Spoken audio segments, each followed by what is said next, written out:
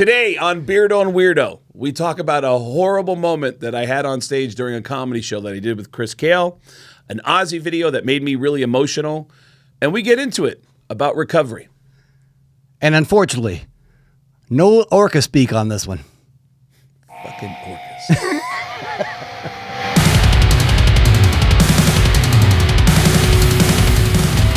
Beardo and Weirdo. We are back. It's me. I'm the Weirdo. Craig Gass, comedian. That's the Beardo. Chris Kale, five-finger death punch, and now creeping into my world like an asshole, doing stand-up comedy. We did 2 nights of shows this week at Jimmy Kimmel's Live here in Vegas.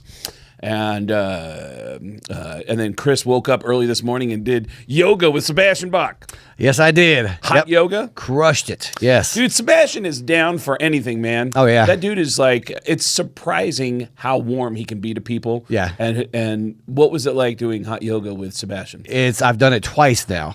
And man, that dude, as much energy as he's got on stage, he's got it in that yoga room too. No he's shit. going the whole time. Yeah. And it's like he's got a little team. He's got me. He's got another guy named Britt who used to work with Hell Yeah and Vinnie Paul. Okay. And then Brody DeRosie, who's the guitarist for Sebastian Bach, who I put in touch with Sebastian to get him that gig forever ago. No shit. Yeah, so we got like our own little fucking bromance going on between the 4 of us. Yeah, and Britt's another big, huge dude. I was going to say, I think I know Britt. Yeah. Britt was at his house when we went to Sebastian's for the 55th birthday party? Yes. Okay. Yeah. When you and I were dressed up like cokeheads? Yep. Oh, yeah. Was it like a 70s theme? 70s theme party, yeah. Oh, because it was Yeah. studio. And you were like, hey, man, we should wear afros. I'm like, hold on. We could really do this up. Okay, so here's what happened. Sebastian's wife says, hey, we're having a 54th birthday party for Sebastian. The theme, Studio 54. That's what it was, yeah. And I said to you, I was like, do you have an outfit? And you go, I don't have an outfit. I go, I think you said it first or I said it first. Like, I think I'm just going to get an Afro-Wig. And you go, Right. that's what I was going to do. And I was like, oh, shit. Well, let's wear our Afro-Wigs. So we walked in with the Afro-Wigs and you go, I'm just going to add a little bit of cocaine. And I go, that's a great idea. Yep, Studio 54, man. So You got to. Yeah. what was the cocaine? It was probably powder of some sort, like a baby powder. Or, Okay. Yeah, who knows? So Chris and I mean, for me, it was real cocaine, but Chris and when I commit to the role, I commit to the role. So Hollywood, call me. Chris and I in the parking lot, I guess we're like in the neighborhood out by Sebastian's place. We're putting on our Afro wigs and we're like underneath the street lamp, just like Yeah. doing this and like rubbing. It's like, does it look like? And we want to make it look obvious. Yeah. It's like a lot of coke right here. And then Chris goes, actually, I'm going to do a bloody nose. And Yep. and he added a little bit of red so that one of his nostrils was bleeding. And the most amazing thing, we walk into that party and people go, ah, but one guy that Chris Kale was talking to was like, yeah, man, yeah, good to see you. Yeah. Hey, He was so nice about it. you got a little. And he goes, what? And he goes, you got a little.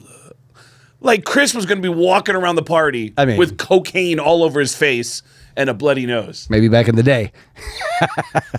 Yeah, it was pretty amazing. But dude, Sebastian just gets excited about everything. I told you about at that Night Ranger show where Night Ranger asked you to come up on stage. That I walked off to call my girlfriend in the kitchen area of Vamped, and then Sebastian just walked in behind me and he goes, dude, what the fuck? Where are you going? And I go, oh, I was just talking to my girlfriend. He goes, what? I've never met her. Hey, and then we're talking, and then we have a mutual friend that we always play bingo with. And I go, yeah, so we're going to play, let's do it in a couple months, hon. We'll get together and play some bingo. And he goes, wait, play what? And I go, oh, we're playing bingo. And he goes, bingo? Yep. Dude, I love bingo. And I was like, well, we'll play bingo. Even today, like his childlike enthusiasm.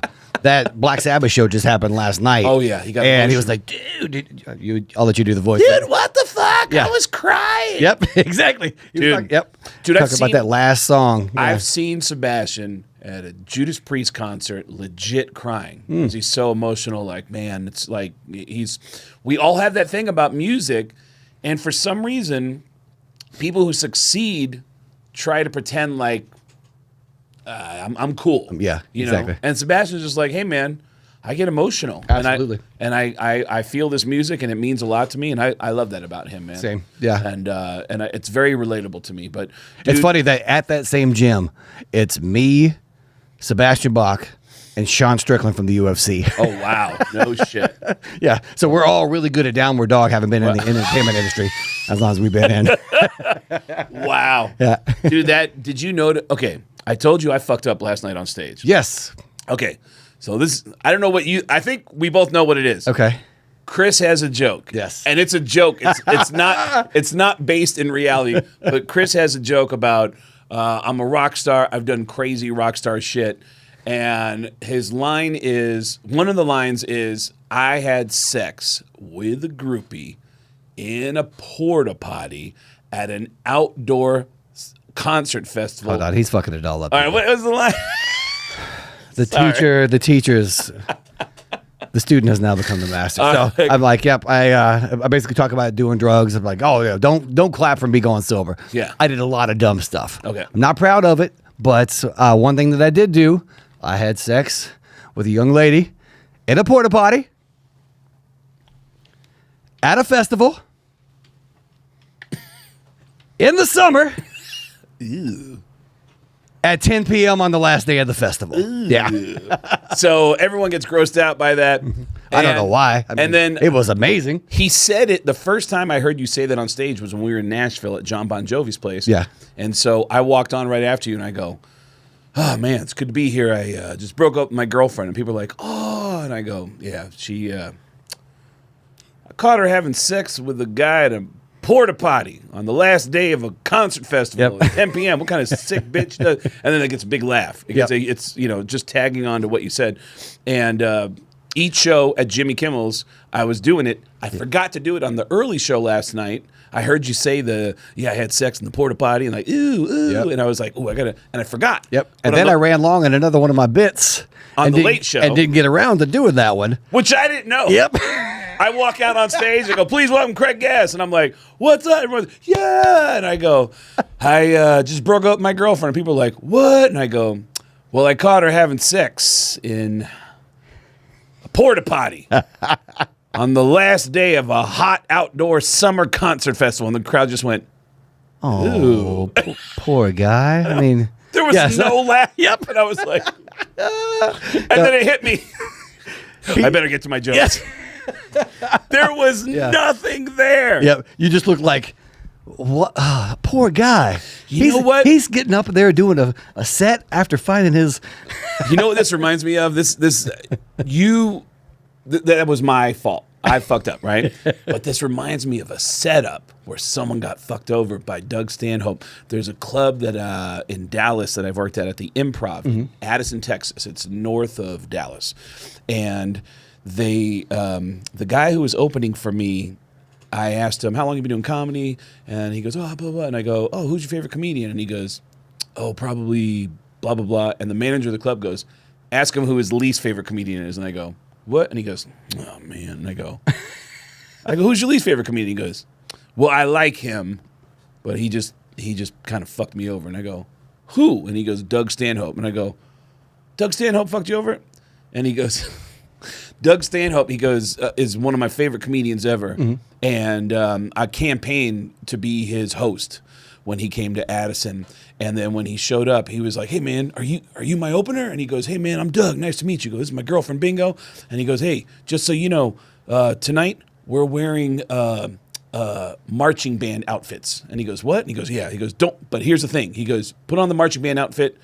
We're all going to put on marching band outfits. Do not say anything about the marching band outfit. Just walk on stage and just start the show. Just say, how you guys doing, blah, blah, blah. And then everyone that's going to come on after you is going to have a marching band outfit. And he's like, oh, okay.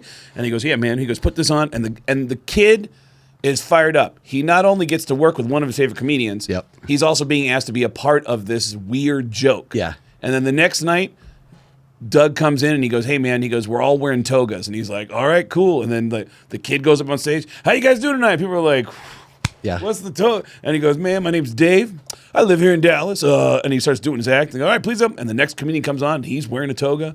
Then Doug Stanhope comes on. He's wearing a toga. They never say anything about the togas. And they do a different outfit every night. Last night, Sunday night, at the Improv in Addison, Texas, Doug comes in with diapers, and he goes, all right, man, you got to put on this diaper, and we're all going to wear diapers. He's like, all right, cool. So he walks out on stage. How you guys doing tonight? Everyone's like, what the fuck is grown man completely naked wearing a diaper? And he goes, oh, man, yeah, my name is blah, blah, blah. And for some reason, the feature couldn't make it that night. So it's just going to be him and Doug Stanhope. And he goes, all right, you guys ready for your headliner? Please welcome Doug Stanhope. And Doug walks out with his regular clothes on and goes, the fuck? Who is that guy? That's very Doug Stanhope. Oh, I love it. It's such a great joke. Yeah. But what happened last night was just me just thinking like, Chris did that. Yeah. Someone told me like he did that joke about you, but you didn't do the joke. Oh, someone told you about it? Yeah. You didn't hear it in real time? I didn't hear it. No. Oh, yeah. Me and Yoshi were in the back just chalking it up. It was wonderful back there. Yeah. Yoshi. Yeah. Does he go by just Yoshi? Yeah, I could swear. Like, okay, so I started out in stand-up comedy 30 years ago. 1993, I started out at an open mic with Josh Wolf, Yoshi, Joey Diaz showed up about a year later, and then Brody Stevens, rest in peace, and then some other great comedians, but we're the ones who are most. The other ones you just mentioned weren't great comedians. Well, no, I'm saying there was some other great comedians and some other great comedians. I have a way with words, but we would go into that open mic. I remember Brody went through a couple name changes. He started out as Stephen Brody. Then he went by Brody Stevens. And then he started going by Stephen Brody Stevens. And then Yoshi, I could swear, had a different name. And I can't remember it off the top of my head. Josh reminded me of that a while ago. But yeah. Having him up there going through his dark stuff. Like being in Five Finger Death Punch, the last time that I played in Las Vegas, it was a sold out MGM Grand Garden Arena show. Yeah. And I like that gig, you know, and there's some stories that I have to tell that, you know, if told improperly, could very well make it difficult for me to maintain that job. Oh, yeah. Yeah. So I have to be, you know, I'm very likable. So I will lean into that. But Yoshi got up there doing all that dark stuff. I'm like, man, I'm doing it tonight. I'm doing it. Well, the thing about Yoshi is that he says the most insensitive, racial, sexist, whatever, but because he's from Japan and has that thick Japanese accent, people are like, does he just not know? Yeah. There's almost like a reaction of like, maybe he doesn't know this is offensive. Yeah. There was some guys that were there that talked to him after his set, and he came back and told us, yeah, like I was just talking to some people, and I thought they were like, you know, big fans of the podcast and, you know, my comedy show, and they just liked my racist stuff that I was saying up there. You got to be careful. Did say that. You got to be careful about the audience that you attract. And by the way, pointing to the fact that he's from another country, that he's from Japan, you had some friends come down that were from other countries. Where's that girl from? I don't remember where Lena's from, but her friend is a Russian tattoo artist as well. Yeah, she's from Russia. Yeah, Lena Scissorhands from a band called Infected Rain showed up, and we got that picture. Lena told me a funny story about when she was explaining to her friend, because her friend from Russia doesn't speak English very well. Oh, yeah. Lena is clearly from someplace, from another country. She's got an accent. I don't know. Russian bloc somewhere. Okay. Or Eastern bloc, I should say. Okay, so she's explaining to her friend the jokes while I'm on stage. Like, some of the language didn't translate. Yeah, I mean, that's what she told you. Yeah. She was laughing at all my shit. Who's Tracy Morgan? He's a black guy. He's really funny. And then this guy here, he jumped in, saved the day. He came to our 8 o'clock show on Friday night. Remember his name? Absolutely, I do. Yeah. What's his name? Just get ready. It's coming. All right. Because this guy's a big deal, and you have no idea. Okay. You don't even realize that he jumped in and helped us host the 8 o'clock show. Yeah. Okay. I know. He don't know. I do. So we had we didn't have a host. Yoshi was going to host the first one, and then he had to go do a show after that. Yeah, we realized at the very last minute we were out, and we needed a comedian to fill in. Yep, and Ron Coleman is a local guy. He was there for the early show. Yep, he just came to watch. Yep, and then I walk in. I was going to ask him if he wanted to jump on the late show, because he's really, really funny dude. But you didn't want to put me on the spot. Yeah, yeah. We're going to talk about that shit, too. Right. Yeah, you on the phone. Yeah. Yep, that's what we call a teaser in the podcast business. But Ron here, he was on his way out. He saw the show. I come up in the room, and you're like, what do we do about a host? I'm like, oh, let me try to get in touch with Ron. Yep. So I messaged Fitzy, good friend of mine, local comedian. He gave me Ron's phone number. Ron was already in the car on the way down Flamingo Boulevard with 15 minutes before the next show started. So he turns around, comes back in, just rushing. I was like, if you can get here by 8, you can host the show. Just get here. He comes running in, and he's like, because he trains at Extreme Couture as well. Okay. And he was like, I haven't been at Extreme Couture in a while. And that was a long run. So Ron came in, helped us host on that show. Incredible performance, super funny. So what am I missing about this? Ron Coleman actually helped start Quentin Tarantino's movie career. You're kidding. Yep, he was either friends or roommates with Quentin Tarantino. Tarantino was writing Reservoir Dogs. I can't remember if he was writing Reservoir Dogs or if his comments inspired him to write Reservoir Dogs. Whoa. And he was supposed to be in Reservoir Dogs and passed on it. Yeah. You're kidding. Yeah. So Ron Coleman knew that Quentin Tarantino was a writer and whatnot. And was like, dude, you're really, really good. You should start writing scripts. Whoa. First script that he wrote, Reservoir Dogs. He takes it to, I think, Harvey Keitel. Ron Coleman wrote it? No, Quentin Tarantino. Quentin wrote it. Okay. Because Ron said, hey, you're a really good writer. Yeah. You should be writing scripts and Oh, whatnot. he was talking about this in the green room. Okay. Yeah. So, he was, he had Quentin Tarantino write the script. Or he inspired Quentin Tarantino to like step up and like, I'm going to take a shot. Do that. Okay. He was inspiration. You can look it up online. He calls him Ronnie Coleman. Really? In any of the interviews that he's talking about. But mentions Ronnie Coleman many, many times. No That's Ronnie shit. right there. He Wow, said small that when he took it to, I think Harvey Keitel took it to, what's his name? The Weinstein. What's his name? The Harvey guy- Weinstein? Yeah, he took it to him. And Got molested. he was like, I love the script. It's awesome. Let's get some people in here. And he's like, wait. Quentin Tarantino. Look at my penis first, and then we'll do it. Watch me jack off into a bush. I mean, my jaw's still hurting from opening up for you this weekend. So thanks for that show. But he took it to Harvey Weinstein. I don't know.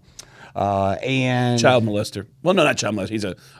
He's a sexual assaulter. yes, All right. Yes, Yep. and an incredibly attractive man. Yeah. Yeah, there's a reason he was assaulting because he wasn't getting it naturally. Yeah. But he went to Harvey Weinstein. Weinstein was like, okay, we'll get these people in the movie. We're going to get this director on there. And Keitel was like, no, he wants to put his like friends in the movie and he wants to direct it. Oh, wow. And Weinstein was like, no, like, go fuck yourself. Wow. Yeah, I mean, we can work it out. And then after that, Harvey Keitel was like, let him just direct it. And if it sucks, I'll jump on. I'll fix it. And Quentin Tarantino directed it, and the whole rest is history. Harvey Keitel didn't have to step in. Wow, I had no idea that he had that history. Absolutely, yeah. You were telling me there was like a surprise in the audience. I was like, wait, what was the surprise? And because I remember one time I did a show at the Comedy Store, and somebody came up to me and said, hey, Tim Curry wants to say hello to you. And I go, Tim Curry, the actor? And they said, yeah, he's outside. And I was like, I would love to see you. And I didn't. When I walked outside, I was like looking around the parking lot. And they kept moving me over, and they took me up to a handy van, and he was in a wheelchair in this handy van. Oh, damn! I posted the picture the next day. I was like, oh my God, Tim! And he said, and he was very disabled, and said, I just want to tell you, I really enjoyed the show. And I was like, oh my God, Tim! Oh my God, I have loved your work, man. I've seen obviously Rocky Horror Picture Show so many times, man. Oh my God, we just had a short conversation. Posted the picture the next day. This guy wanted to say hi to me last night. Do you know who he is? And the overwhelming majority of responses had no idea. I mean, you couldn't even recognize him. So, yeah, that threw me. By the way, Your set was that good. yeah, Left Tim Curry disabled in a handy van. but going back to Lena, when she said she was explaining to her friend, hey, this is what, like whatever American cultural things that were going over her friend's head. Her friend was saying, well, in Russia, where I'm from, when they do comedy shows, they make fun of the audience. I don't want to be too close because they're going to make fun of us. And Lena said, I explained to her, well, in America, they call that bullying. So that's not something you see that much. Lena's going to be hosting our next show here at Jimmy Kimmel's in Las Vegas in November. So come on out. Yeah, we are coming back to Jimmy Kimmel's Thanksgiving weekend. Chris Kale and I will be back at Jimmy Kimmel's in Las Vegas. So if you're going to be around Vegas Thanksgiving weekend, you can come see the show and watch us do our thing. It'll be the last time we'll perform in Vegas for a while because Chris has a band that's going on tour next year. I mean, so as long as I keep on avoiding the topics that I want to talk about on these comedy stages. I saw a clip of Ozzy that threw me for a loop, and it hit me personally. I'll tell you why, but this is the thing that, like, you and I are always talking about recovery. About it's what actually made our friendship become a real friendship. Like, we were just like two people who got along, like, oh man, that guy's cool. Yeah, let's talk and share stories and whatnot. Yeah, and then it wasn't until you were going through your shit with drug addiction that I reached out to you and said, hey man, dude, don't publicize this shit, man. Right. I'm sober, and I'll tell you why you don't want to, like, make a public thing about this. And then you had a bunch of questions. I had a bunch of answers. And then our friendship really became real at that point. And I felt like when I saw this moment with Ozzy, I was like, oof, and I want your reaction. All right, tell me what you think about this. In my fucked up way, I always loved you. You were the best Dad. I know that you had your hurdles. I could have been a lot better.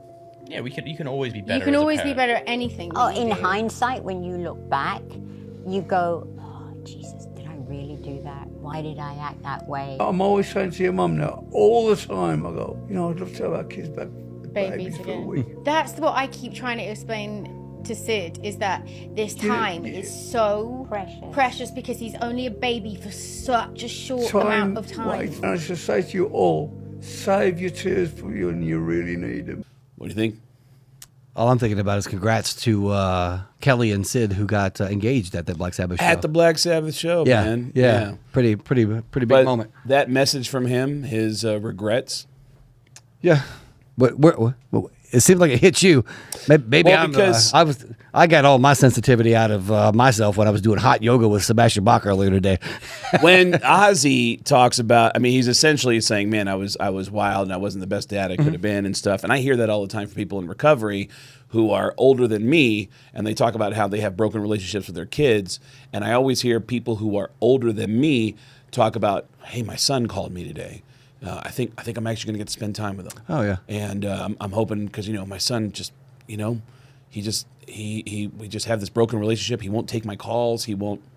My daughter. Everyone's talking about these broken relationships they have with their children, and every time I hear that, I just think, well, I'm the kid who's been in that situation. My mom had addiction problems, and I can tell you that as a kid, it's really difficult when you're having to become a parent to your parent. absolutely. And so I know what it's like on the other side of that. I know what it's like to have a parent who says they're going to change and get better, and then they don't. Yeah. Or they start to get better for a little bit, and then they let you down again, and you just start to get like, fuck these people. Like, Absolutely, you get no sense of security. Yeah. And you or stability even. Yeah. And you have less and less sympathy for them because you're just like, I need you. Yeah. I need you to be there for me. Why are you doing this to me? Exactly. Yeah, mine's on a different flip side. Like, my parents didn't have any addiction problems there. Yeah, that's... But my problem was the way I treated my ex-wife, Natalie. But thankfully, due to, going through the steps of working the program, step number 9, making amends, her and I have reestablished a friendship that was, I did so much damage during the marriage that we ended up getting divorced.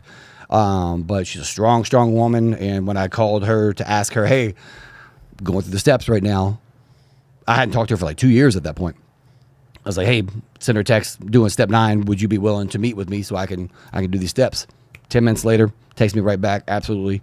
And it took some growth. After you did all like porta potty shit. Yeah. We just talked about it. Yeah. But yeah, it was, after all that stuff, there was still that kernel of friendship in there. you know, the romantic stuff didn't work, and you know, I did the damage, and you know, it was a rough time, and I took full responsibility for that once I got sober and started really working on myself, and that was a huge moment. So many people come up to me and hear, I mean, like even you. Like her and I are best friends after crazy. all that, and it's a unique thing. And it was one of those things. Just because the marriage didn't work out, I didn't want to throw away the friendship because she knew me 10 years. We were together 10 years before I joined Death Punch. Mm-hmm. I joined Death Punch and didn't. I was very much in the mindset like I don't know how long this is going to last. I'm doing everything. All my childhood dreams of being a rock star. Yep. Totally lost myself in it. And coming out of that, getting sober, being able to make the amends, and having someone as strong and as forgiving and caring as her to be willing to, the dude who did a lot of stuff, step back. There was one thing, and I don't want to go, that's too personal. Yeah, there was one thing that she said in there, and I was just like, oh, I didn't even think about that. Really? Like, yeah. About how you hurt her? Yeah, you know how that after, like at the end, I was, you know, apologizing for this, apologizing for that, and then talked to my therapist, and she was like, at the end, you know, ask her, is there anything left? My God. Yeah. She said, I loved being married to you. I loved being a wife. And at 45 years old, you took that away from me. And I was like, oh. Wow. Yeah, hit me hard. Because, you know, here I was carrying all that guilt, all that doubt, all that shame about all the stuff that I did. And she was like, I would have been there like that whole time. But you, being childish, immature, selfish, took all that away. And luckily, we've been able to repair a bunch of stuff. I can't believe that. Yeah, it's amazing. I mean, dude, on like we still vacation together now. Yep. And there was times when I was on vacation just wanting to get back to do drugs and, you know, be an asshole back in the day. And now it's like, oh, we could be present and like enjoy things, and like, yeah, the friendship, we're able to do the things that we weren't able to do because I was in my head and out of my head back then. It's crazy that a divorced couple can go back to a friendship, just period. Yeah. But a divorced couple where the husband became a rock star and then wanted bassist and wanted to enjoy all the perks of being a rock star and just destroyed it. Oh yeah, you know, completely. Almost destroyed my role in the band too, a couple times. Really? Yeah, I got sat down twice. Yeah. Oh shit! Really? Oh yeah. Wait, because I was in a band with other addicts who were in recovery, and they're like, "What is this? What's the new dude doing?" It's like we went through all this, and now this guy's coming and doing it. When we were hanging out with Zach from Shinedown, and he was telling you about he walked into an arena, and you were being carried out in a stretcher. Dude, I posted a picture of like me in the back of like the ambulance. Yeah. And I didn't think it was a big deal. I was like, oh, fuck, you know, here we go. And people were like, oh, my God. Really? What? Are you okay? Really? Natalie said she broke down crying. Really? And I just like... You guys were still together then? Yeah. So I mean, it was rocky as fuck at that point. Okay, but that night when you were pulled out in a stretcher, was that one of the nights that you were talked to? You said you had 2 times that the band talked to you about your drug addiction. I don't recall at that point. I know one of them when we were in South America. What? One of them was in South America? Why does that make you laugh? Because it's the lies I told about what was going on. Oh, so they confronted you and you lied about it? Oh yeah, because I was I was in the back of the van, like going to the venue and whatnot, and I'm just laying down and just beat up. I was like, man, I can't sleep down here. It's so hot. Really? Whoa. Yeah. Totally, completely full of shit. You just said that you're having a tough time sleeping. And just like, I mean, it's hot, it's muggy. I'm just, you know. Man, the coffee here is strong. Yeah. These beans. Yep. Woo, these coffee beans are something else in the South America. Man, I miss those beans down there. Have you had this espresso? Yeah. Woo. Yeah. It reminds me of, all of us. About that. When all of us get confronted about our behavior, it's always like we squirm our way out. We lie. Dude, and Jeremy sat me down one time. I was doing some questionable shit. Yeah. And he sat me down. I was like, hey, man, like, what's going on? What's going on there? I made up this stupid lie, and he just goes, you're talking to me. Oh, that's hilarious. Like, oh, that's right. There was some. No shit. Yep. I was I was trying to bullshit a former bullshitter. Of course. Yeah. It's so crazy. Man, I'm just thinking about. Real quick, I almost forgot. Talking about the Zach Myers thing, too. Yeah. When I got wheeled out of that concert, going to the hospital, because I had accidentally done a line of meth when I thought it was blow. It didn't mess me up for like 4 days. One little line. It was oh, my God. Just messed me up for 4 days. And when I got back to catering the next day, Nikki Sixx from 6 a.m. was in the catering room. Sober, former addict, comes up to me and like very thoughtful, very kind. Is like, hey man, like, are you okay? Again, bullshitting. I was still full liar mode at that point. I made up a bunch of stuff. Oh, this is going on. I'm tired. I'm not getting enough sleep.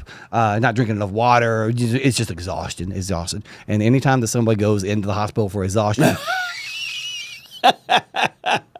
this bullshitter knows what the hell they're talking about. Yeah. But he's like, are you okay, man? And I was like, yeah, this. And he just looks at me and goes, okay. Okay. So, Nikki here on this podcast today, I owe you an amends.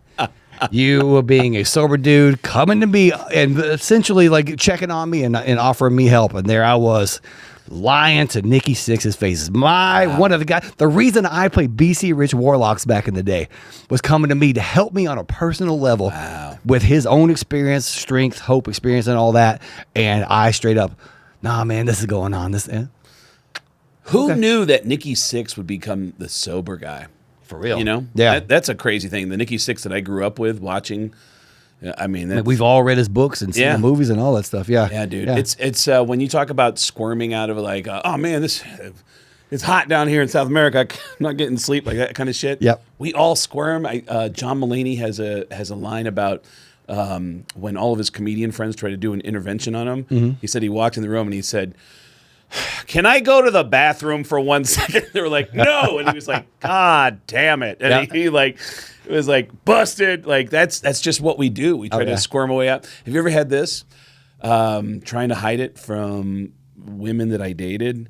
There'd be moments where I'd be kissing the girl that I'm dating, and they'd go, "My mouth is numb," and I'd go, "Oh shit, I don't." Oh my God. Yeah. Because yeah. Did that ever happen to you when a girl? Like, thankfully, no. That happened to me a couple of times when like. Why is my mouth numb? And I don't know. Like, speaking of somebody else that tried to help too, and I didn't remember this. I still don't really remember it. But towards the end of my run, when I was starting to reach out for help, I knew other sober musicians. Tommy Vext was one of those guys. Mm-hmm. And I reached out to him. He said, "Yeah, man, come on out, have lunch with me." And he sat me down. It's actually where Wise Guys is now. It was a Irish bar, I think, at that point. Wise Guys in downtown Vegas. Downtown Vegas, yeah. So it's the location. No, not downtown Vegas. Town Square. Town Square. Oh, really? It was that location. It was like, I want to say it was like an Irish pub or something. Okay. And we went in there and had lunch. Okay. And I had blow on me that day. Really? And Tommy's like, "Hey, so you're thinking about stopping this whole cycle and whatnot?" I'm like, "Yeah, man, I think I'm there." He goes, "Let me ask you something. Do you have drugs on you right now?" I was like, "Oh, yeah, of course. Yeah, I do." He goes, "Are you willing to give me those and we can go ahead and flush it down the toilet right now?" No. I was like, I don't think I'm there. He goes, "Okay, you're not ready. It's cool. Yeah. But you're not ready yet. It's cool. Yeah, I'm not judging you by any means." Yeah, so yeah, Tommy was one of those people that I reached out in the very beginning. Do you ever think about kind of guided me? Do you ever think about how many times you could have been arrested, like you were dealing with police, you could have, they just didn't find it? Absolutely. Yeah. Another thing, this is how stupid I was back then. I don't want to say the name of the establishment that I was at because it's here in Vegas. And it rhymes with hamped. No, not at all, actually. Yeah. Though, towards the end of my run, I would be doing drugs and drinking all day, and it was Maker's Mark and ginger ale is what I drink all the time. It rhymes with Winter National House of Pancakes. Go ahead. That's it. That's it. Yeah, allegedly. But I was at this spot, and I was seeing this girl at that point who didn't know I was doing drugs, and I had to. We never want to tell the girls we're dating. Never. I had my dealer was delivering drugs to me at this restaurant, but I had to go outside to get them. So I had to tell her, "Hey, I just want to let you know I do drugs. My drug dealer is bringing me drugs, so I'm gonna have to go out and get those right now. And I was doing blow at the table, just cocaine going all over the table of this restaurant that we're at. And she goes, "What are you doing?" I go, this is how full of myself I was at that point. I looked at her and she's like, "What? Like, we're in public right now. What are you doing?" I go, it's fine. They know me here. No. Yeah. Wow. Yeah. Oh, yeah. I Dude, mean, now you're reminding me of some other shit it's because disgusting. When I first started doing stand up in Seattle, there was a guy that I would always see in Pioneer Square. That there's a funny PS to this, but he was the big coke dealer in that neighborhood. Pioneer Square is where the comedy club was that I started at, the Comedy Underground. And I would be on a date with an attractive woman, and like a first date with somebody, and I'd say, "Hey, let's go to the comedy club. I can get cheap or free drinks there, so we can hang out and drink." Yeah. And then I would hang out, and I'd be with the girl hanging out, and then the show's over, and we're drinking upstairs in the bar, and then that guy would walk in. I remember Joey Diaz said, "Craig, every time I see that guy, my heart stops." And I go, "I know exactly what you mean, Joey." Yeah. And the guy showed up, and I was like, "Hey, I'll be right back." And I go talk to the guy, and I would come back. This is so embarrassing. I did this so many times. I would come back to the girl, an attractive girl, a nice girl, had her shit together, and I'd be like, "Oh my God, I just realized I have to get up tomorrow at 6 a.m. I have to leave right now." And she's you like, had "What?" no I'm like, plans to go to sleep at all. and I go, "Yeah, I got to go. So listen, I need you to leave right now. I'm going to walk you to your car, and we need to reschedule. Can we hang out again? What's your schedule like in a few days?" And they'd be like, "What?" I go, "Yeah, can you finish your drink? Just finish. Here, just pick it up, finish the drink, and let's go." And they'd be like, "What?" And I'd rush him out to the car, give him a kiss, and be like, "All right, well, so we'll hang out again in a few days. Sorry about that." And Yeah. I'd walk away, go back to the bar. And I know at least once or twice, like an hour later, the girl would come back just to look, and I'd be sitting there with a beer, and I'd be like, "Oh yeah." At least once or twice it happened to me. Ooh, man. I mean, dude, Yeah. like I heard it. addiction. Oh, yeah. Can actually. I mean, it's so crazy. Another sober musician friend of mine was telling me, we were having a chat about addiction. How crazy is it that every one of our stories start off, I was going to this party, I was hanging out, being social, doing all that stuff. And every single one of us end up alone in our hotel rooms, paranoid as hell, looking out the peephole, like, "Oh, the family up there. Or they know what I'm doing." Or underneath the door, looking at the shadows underneath the door. Yeah. God, yeah. Ugh. Yeah, thank God. Dude, there was one for time stopping that cycle. I think I told you this before. I went to a Marilyn Manson concert in Vancouver on the Antichrist Superstar tour. I can't remember who it was, but the tour manager was a friend of mine. And I go to the show. I see the tour manager backstage, and the guy goes, "Can you do me a favor?" He hands me a stack of backstage passes. He goes, "Can you go into the arena and just hand these out to women?" And I go, "Sure." And he goes, "Hot women." And he goes, and this is the craziest note, he goes, "No goth chicks. The band hates goth chicks." And I go, he goes, "Blonde women." And I go, "Sure." Huh. And I go back into the arena, and now I'm the mayor of this arena. Absolutely. Handing out passes. And he said, "Only women, only blonde-haired women." So I'm handing out, and some guy walks up and goes, "Hey, man, you giving out backstage passes?" I go, "I am." And he goes, "Can I have one?" I go, "Nope, sorry." And he goes, "Oh, come on, man." He goes, "Dude, I'll give you an 8-ball. And I go, "How many you need?" I go, "An 8-ball. And he goes, "Yeah." And I go, "Where's it at?" And he goes, "In my car." And I go, "Where's the car?" And he goes, "Outside." And I go, I have an all access pass. So I walk him out in the parking lot, gets the 8-ball, and I go, "How many do you want?" And he goes, "Can I have 6?" And I go, 1, 2, my 3, 4, God. 5, 6. I give him 6 passes, go back, and then watch the concert. The artist in me right now is still pissed off about this. Well, I obviously do not do the entire 8-ball at the concert. We're hanging out, watching the show. We go backstage for a little bit. I'm getting jacked up, and I'm like, let's go back over the border to Seattle. And my ego and my addict. You were in Canada at this point? I was in Canada. I was in Vancouver, British Columbia. The addict in me was like, I'm not throwing this away. Yep. I'm not, dude. Just like you had an opportunity, you were thinking about getting sober. Tommy Vex says, "Well, give me that Coke you have," and you're like, "Nope, Nope. Not ready. So I have cocaine with me, and I'm going to drive over the border with the cocaine. Yep. And what I did is I had the decisions we made back then. I had the cocaine. We were doing bumps with the coke as we were heading towards the border. And I was like, all right, here comes the border. And I tightened up the bag, and I tucked it underneath my crotch and just pulled right up to the border agent, crossing international territory with cocaine just underneath my crotch. And the border agent was like, what's your residency? And I said, oh, we're from the United States. And like, where do you live? And I was like, oh, I live in Seattle. You live in Seattle? And it was a woman. And she said, what were you doing in Canada? I said, we just came up for a few hours to go to the Marilyn Manson concert. And she's like, okay, did you bring anything with you? And I said, nope. And she goes, all right, well, do me a favor. Just get out of the car and just pop the trunk. And I go, okay, no problem. My God. Very calmly, I just I popped the trunk, opened the door, and I grabbed the cocaine. And the agent was walking in front of me, and I held the cocaine in my hand, and I just lifted up the trunk, and she goes, okay, all right, you're good to go. And I was like, all right, closed the trunk with cocaine in my hand. With a Border Patrol agent. With a Border Patrol, I held cocaine in my hand, sat down in the car, and I was like, thank you. Went over the border, and I was like, oh my God, we need to do coke so much. Yep. I need cocaine so I was going badly. to ask, how quick? I want some Jack Daniels, and I want some cocaine. Oh my God. God. We opened that. And then I mentioned that to my buddy Jason, who was with me, and we just happened to talk about it, a couple months ago.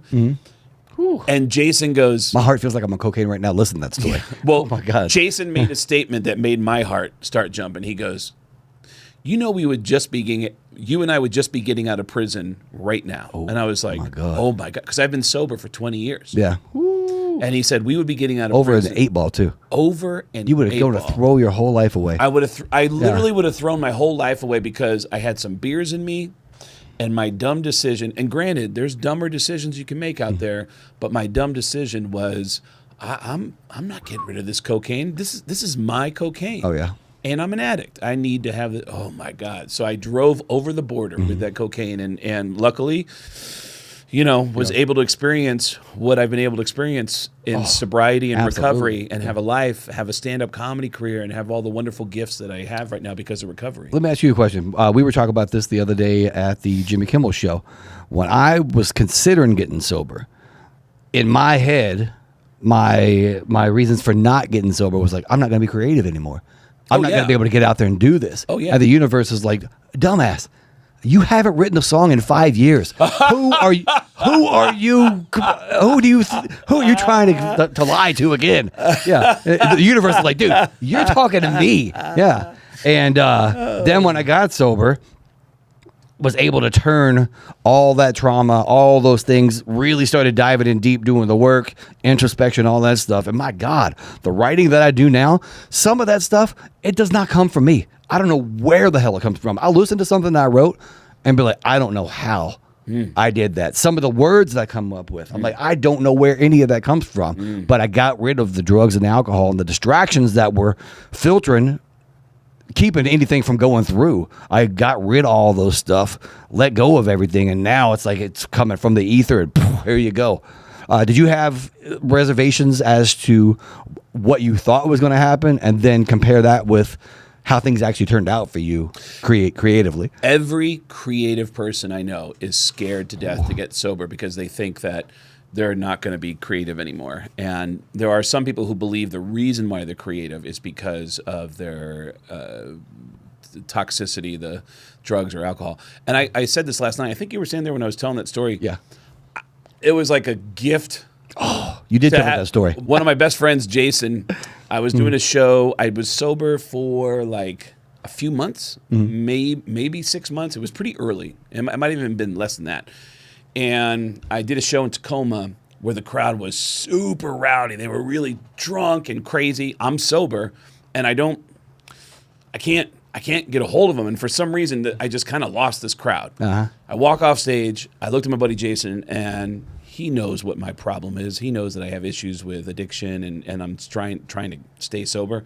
And I look at this dude, and I go, I hate to say this, but if I was drunk tonight, I would have killed it. And he goes, what makes you think that? And I go, because, man, when I'm drunk, I'm cool, and I'm like the life of the party, like I kind of like everyone wants to like party with me. And he goes, dude, you are awful when you drink. And I go, what are you talking about? And he goes, in stand up? He goes, dude, when you drink and you do stand up, you stretch way too long. You take a long time to get to the jokes. Right. And you just you're just very verbose, which if you know anything about stand-up comedy, like that's the thing that comedians are trying to do. You're trying to tighten up your shit so everything is just like boom, boom, boom, boom. And it's much like music. Get to the chorus. Get to much the chorus. like in comedy. Get to the punchline. Don't bore us. Get to the chorus. Oh, yeah. And so John Bon Jovi, don't bore us. That's his quote. Oh, nice. That like when he would write his songs, he said, "Don't bore us." Yeah, Get to the listen to that chorus." man. He's got some songs. Yeah. So I was so thankful. Like it's hard to hear something like that. You know, Especially for us. Yeah. Hold on, look, you suck. I know me. What? No. Yeah, I know me. You suck when you're drunk. Like, what? Yeah. Like it's so like what? And then, but you have to. I don't know. I find myself, and this is before I ever got sober. I find myself really grateful for criticism from friends. I just always have been. I told you that. Oh, that's why we get along so well. Yeah. Because you love to criticize me. There's been a couple of times when I've like been going after you, and there was one time I messaged you. It's like, hey man, like I just want, you know, I love you. I just want to make sure that like what I said didn't offend you. And you were like, dude, in the comedy world, that's how we show love. Yeah. We are. Yeah. I'm like, oh, I'm a comedian now. I didn't exactly say that, but yes. Who you can believe? Who you can believe? But I told you, I told you when I went through the breakup, and then all of a sudden I had the epiphany the breakup was my fault. That my whole life, I've always needed, people needed to tell me things that I was doing wrong. And you're like, about what? And I said, everything. Yeah. Literally, people would go like, dude, do you know that when you do this, that you're really annoying people? And I'm like, what? And I don't know. Like I have lacked a self-awareness most of my life that I am so grateful for the people who pulled me aside and said, hey, this is not cool. Oh, yeah. And then I once I'm able to see it, and it's like, oh my God, I'm so sorry. Please let me correct it. And I end up being indebted to the people who give me that note. And so when my friend said, when you drink, you're awful at stand-up, I was like, wow, man. Yeah. I mean, it was tough to hear. But also I kind of went, shit, I could see that. Dude, when I was still married to Natalie and we were going out to concerts and whatnot, towards the end she was like, no, I don't want to. It's not fun for me. I'm like, oh, a little, wet bag of wet socks. We're getting out of here. I'm just gonna go hang out by myself. And then when I got sober and started like getting back into social circles where other people were still drinking and doing drugs, Yes. I was like, I apologize. Yep. I get it. Yeah. I was like, oh my God. Yeah. Oh, Just like I wasn't even in stand-up comedy. I thought I was the funniest man in the room. I was much more loud. I was Conan the Barbarian. Like anybody, what? Okay, cool. Yeah, just using my size just to be like, shut up. Cool. Meanwhile, I would have got my ass because I didn't even see the punch from here.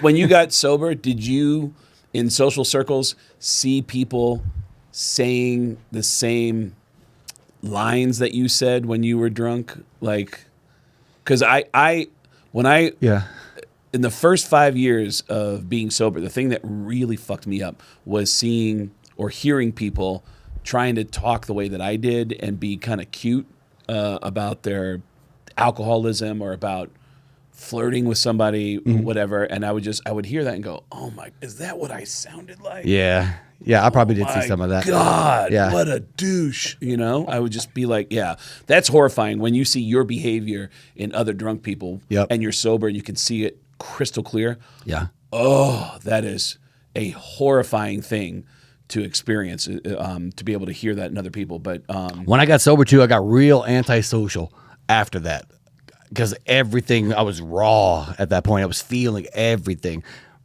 Very cognizant of all the energy that was around me, and I was still trying to deal with the energy that was within me. So I couldn't take on anything at all. And there was many times where like people would want to give me hugs, and I'm like, I don't know. I don't really. I hated it. I hated the hug. Now it's like, oh, come on, get in, like because I've done the work and filled that God-sized hole that they talk about, But yeah, for a while I was real weird about it. And I think it's because I was putting myself out so much because I needed to be I needed that outside affirmation that when people would give me hugs, I was like, no, I don't need this. I was reading it wrong for some reason, but now it's like, oh yeah, cool. I mean, I'm good with myself on the inside, and I'm more than willing to give a hug and whatnot. But I hated that I had. Here's an epiphany.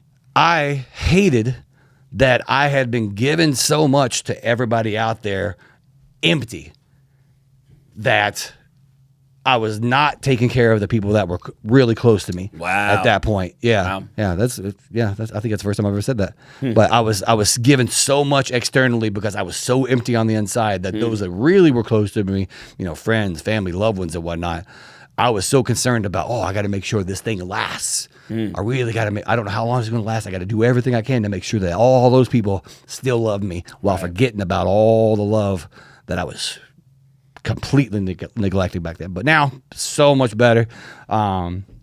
Self-awareness to know that, yes, things are better. It's not me just saying it, but yeah, so much better, and be able to really genuinely connect rather than walking into a bar and just looking around. Okay, who's got it? That person's got it. You know what you're reminding me of when you're talking about putting all your energy into these empty relationships with people that, and there's the people who actually know you and love you, who you neglect. Yeah. Is Chris Farley's last days were like, I mean, his last whatever, he was just always traveling with, people that friends of mine would describe as just like almost like demons, like hangers on. Just hangers on. Yep. They had drugs, and it's like, yeah, and they, and there's always people like that. You see him backstage at concerts all the time. It's like, what's that guy doing here? It's like, oh, he's got coke, and there's one guy in the band who loves coke or whatever. Yeah. Although it's not as prevalent now as it used to be, but it's no longer sex, drugs, and rock and roll. Yeah. It's sex, protein shakes, and rock and roll. And not even that much sex, really. But Farley's last 24 hours was with a hooker. Really? I haven't heard this story. Yeah, his last 24 hours, 48 hours. And the hooker said that he started to have breathing problems. And she was like, hey, I think I'm going to go. And the last words he said to the hooker was, please, I don't want to be alone. Oh, yeah. Dark. Really dark. But for the grace of getting sober. Yep. I mean, listen, if any of this is resonating with you who are listening and you relate to these stories, all I can tell you is that if you just love yourself enough. You've said that about me. Yeah. When I was going through all my stuff, you were like, man, I just wish you could love you the way that everybody else loves you. Yeah. Yeah. I was like, yeah, man. But now look at it, I'm like, God, it took me a lot of time to get to where I'm at right now.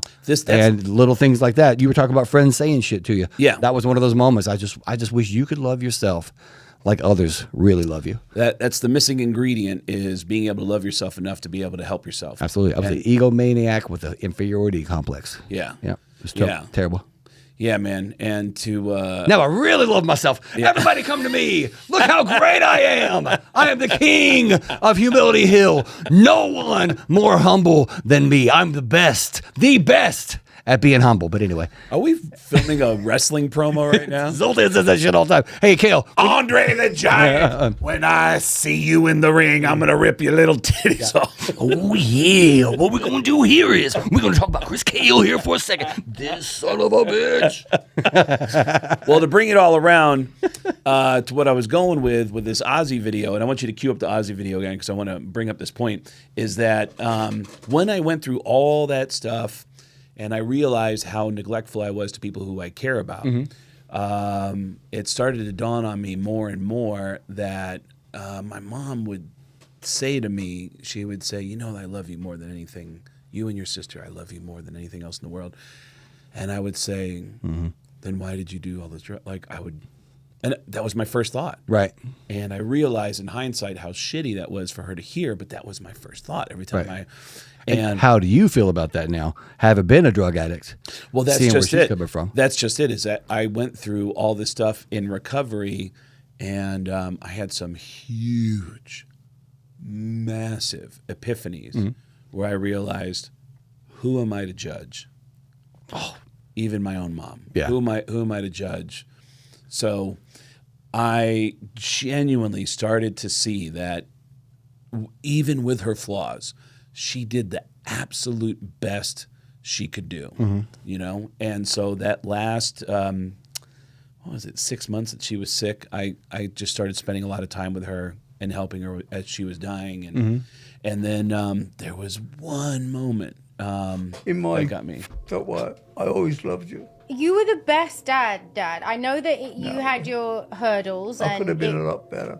Yeah, you can always be better. You can as a always be parent. better at anything. Oh, that you in do. hindsight, when you look back, you go, oh, Jesus, did I really do that? Why did I act that way? I'm always saying to your mum now, all the time, I go, you know, I'd love to have our kids back, the babies for a again. week. That's what I keep trying to explain to Sid, is that this time is so precious because he's only a baby for such a short amount of time. Wait, and I should say to you all, save your tears for you and you really need them.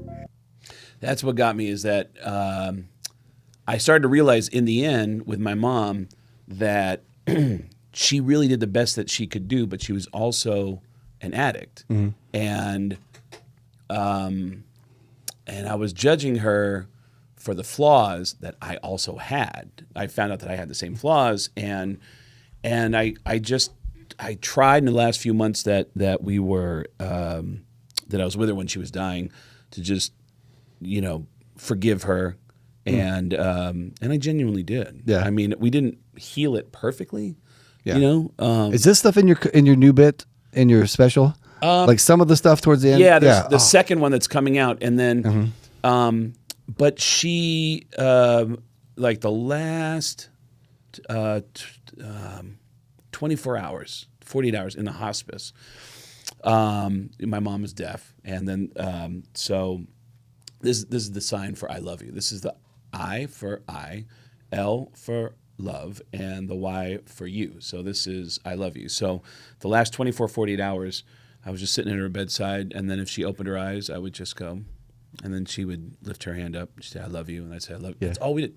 Last 20 was like, I love you too, I love you, to the point when her hand would barely, I remember when her eyes, when she was just totally like drifting off, I would open her hand up, and I'd put my hand in her hand with the sign, I love you, and then she would lift her hand up a little bit, and then that was it, like all the way until the end, I love you, all the way to the end. But I always remember in that last week that she was alive, I remember we had the discussion about her going to the hospice, and she was fighting it, like, I don't know, and then she finally was like, okay, all right. And then I remember just being in the room with her and just looking at her, and it just seemed like she was just processing everything in that moment. And then she just looked at me and she went, I wish you and your sister were still babies. And I went, damn. and Just like that's that. it. Yeah. It just cut through me. So, One thing that stuck out to me right then, and I'm going to switch the mood here. and be an asshole because you started laughing. Yeah, I saw that video and I was like, hold on. And it's probably a little bit of me, but like, I'm bringing my own attachments to experiences in life. But when Kelly goes, yeah, I keep telling Sid, stop being a fucking asshole. This is the kids right now, you fucking prick. We're in front of my dad right now. I was like, hold on. She put What Sid on is blast. she saying? Yeah, exactly. When really, she's Well, probably not saying that at all. But that's me going, this bitch. I will say, I mean, like some of the hardest. Not you, Kelly. Bitches in general. Yeah. Yeah. And Some- not bitches in general that are listening to this podcast. Just women. I mean, hold on. I'm digging myself into a hole. Some of the hardest laughs I've ever had were from at comedians' funerals. You know? Oh man! God. I just all the Brody Stevens jokes that Yeah. people have told me about. I knew this story. Was it Jeff Ross? Well, both stories I'm about to tell you are both Jeff Ross. Of course they are. He's the best. I knew this story because Sarah told the story. Sarah Silverman told the story, and she has the video. She put it in her last comedy special on Netflix. That Sarah's dad, after Sarah's stepmom died, Sarah's dad died 9 days later. He was diagnosed like liver failure, like your time is short. And he died 9 days later. And when Jeff Ross finds out he's about to die, he calls up and says, I want to see him. And Sarah goes, no, I don't think it's a good idea. He's dying. And he goes, no, I'm coming over, because he actually had a relationship with Sarah's they're dad. friends. And he came over and he went over to this dude's bedside, and he goes, "Hey, buddy." He had a nickname. I can't think of the nickname right now. And he goes, "Hey, buddy, I got some bad news. I'm going to have to take you off of my emergency contact list." And he, goes, and he started laughing. The whole band started laughing, and I was like, holy shit. But at the funeral for my buddy Brody Stevens, who I started doing stand-up with, he, again, it was me, Brody, Josh Wolf, Joey Diaz, Yoshi. We all started the same open mic. It was crazy to watch his whole trajectory from shy guy who didn't know how to have confidence to being the overly confident guy, and he just made this metamorphosis. Yeah. And then he took his own life. He hung himself, and the funeral, I've never seen so much love for somebody at a funeral, man. Right. It was like every great comedian showed up at the Comedy Store. The entire cast of The Hangover, because he was in 2 Hangover movies. Yeah. And Zach Galifianakis started out the memorial with a beautiful speech, and then before they got to any other comedians, they brought a group of friends, not comedians, they were just friends who grew up with Brody, and they took up an hour of time, and some of those guys were trying to be funny because it was the Comedy Store, and they're like, I'm on stage at the Comedy Store, so they're making jokes, and some of the jokes are like, oof. But some of them were actually funny, and the ones that were funny, they kept stretching it out and tried to milk the audience, and it was like, all right, dude, come on. Yeah. And it was an hour of these like really painfully, unfunny like tributes and shit. Right. And then they come back out and they go, okay, next up, please welcome Jeff Ross. And the last guy who had just spoke didn't try to be funny. He said something so sweet and so touching that the whole room started crying. The whole room was bawling when Jeff Ross walked out. And Jeff goes, man, after listening to Brody's friends and family for the last hour, I kind of get why he hung himself. Boom! And it was the biggest laugh I've ever heard in my life. I just went, holy shit. And people with tears in their eyes were laughing hysterically. Yeah. Oh. I love it. And there is a new documentary on HBO about Mariska Hargitay. Her mother was Jane Mansfield. Okay. And Mariska didn't know who her real father was for like a long time. It's an incredible documentary. But in the end, when she's found out who her real dad is, she's talking to him, and her father at home never told her nothing. Like never, like he was the dad. He's like, there's no, she is my daughter. So he dies. He never says anything about it to her. She brings it up one time, and he's like, "No, you're my daughter." Blah blah blah. At the end, her real dad, or her biological dad, I guess. Okay. Biological dad. They've got a relationship now. She knows her sisters and whatnot. Her 2 sisters are sitting at the table with her 91-year-old dad, and he's like, I just wish I had the opportunity to thank your dad for being a dad for you. And her sister goes, well, you are 91, so you'll be able to soon. Holy shit. And it was just like that, where it's this huge heartfelt moment, and just everybody, they didn't die laughing, but they were laughing. So that's something that you guys can watch at home to and get a feel for some of these stories of finding the humor in damn near deathbed humor. Can I just point out that if you come to see us in Anchorage or in Cincinnati, you will not be crying or hearing about drug addiction. Well, maybe you'll hear about drug addiction. Maybe in a funnier way. I've been doing it for a year and a half. What stories do I have? We're coming to Anchorage. We're coming to Cincinnati. We're coming to Anaheim early next year. All the dates are at Get Gas. How do you do it? What? That's what it is. Getgas.com. Getgas with 2 S's.com. I'm realizing that my comedy career is going to be much like my music career, because I didn't know anything about Anaheim until coming on this podcast. Much like many tour dates, when I don't find out about it until it's posted online. So I got some work to do on myself. Maybe I should engage a little more instead. Your band and I have had some meetings. We decided you should be the last person to know. So Getgas.com. Getgas with 2 S's. Also, ChrisKale.com. Yes. ChrisKale.com for all things Chris Kale. And we'll see you on the road. And we'll see you on the next episode of Beardo and Weirdo. Like and subscribe if you haven't already, and tell all your friends. For and God's sake. Stop asking me where we're going to be playing, because clearly I don't know. He doesn't know. He plays bass. Not even that good. I currently hold the bass for Five Finger Death Punch. Nobody cares about bass.